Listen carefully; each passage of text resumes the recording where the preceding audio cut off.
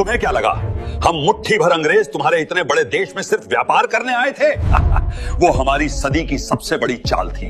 जब हम भारत आए तो तुम्हारी दौलत देखकर हमारी आंखें फटी रह गईं। दुनिया का 25% पैसा तुम्हारे पास था। तुम्हारी हिस्ट्री सोने की चिड़िया वाली थी। लेकिन हमारे पास एक ऐसा खतरनाक आइडिया था जो तुम्हारे किसी भी राजा के पास नहीं था। हमने तुम्हारी ताकत नहीं, तुम्हारी कमजोरी देखी। हमने देखा कि तुम लोग आपस में ही लड़ने के लिए तैयार बैठे हो। तुम्हारी यही फूट हमारी सबसे बड़ी मिस्ट्री को सुलझाने वाली चाबी बन गई है। हमने तुम्हारे लाखों सैनिकों को कैसे अपना गुलाम बनाया, इसका खौफनाक राज पार्ट 2 में है। अगर हिम्मत है तो देखना।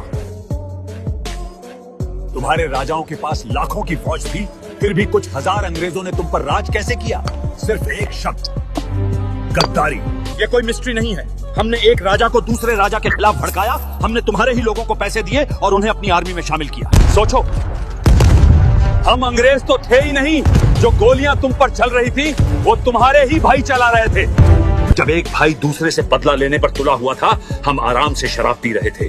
बिना लड़े हमने तुम्हारी तलवार से ही तुम्हारा सिर काट दिया। जमीन पर कब्जा तो हो गया, लेकिन हमारी सबसे खौफनाक चाल अभी बाकी थी। हमने तुम्हारी पीढ़ियों को हमेशा के लिए मानसिक गुलाम कैसे बनाया, इसका पक्का सबूत पार्ट 3 में मिलेगा।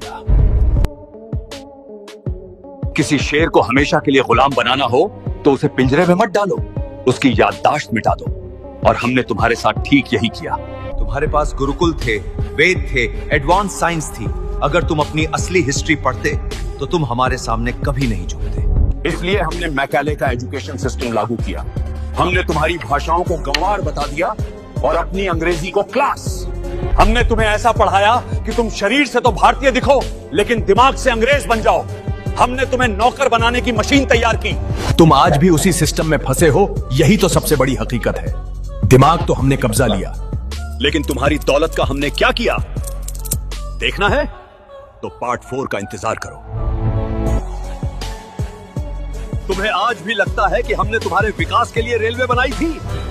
हंसते हुए, ये तुम्हारी हिस्ट्री की सबसे बड़ी बेवकूफी है। हमने ट्रेन तुम्हारे फायदे के लिए नहीं, बल्कि तुम्हारे जंगलों, खदानों और गांवों का सारा कच्चा माल बंदरगाहों तक तेजी से पहुंचाने के लिए बनाई थी। हमने तुम्हारे कपड़ा बनाने वालों के अंगूठे काट दिए ताकि तुम हमारे इंग्लैंड में बने कपड़े खरीदो। हमने 200 सालों में तुम्हारे देश से $45 ट्रिलियन लूट लिए। आज जो लंदन की चमक दमक देखते हो ना, वो तुम्हारी ही लूटी हुई दौलत का सबूत है। हमने तुम्हें पूरी तरह चूस लिया।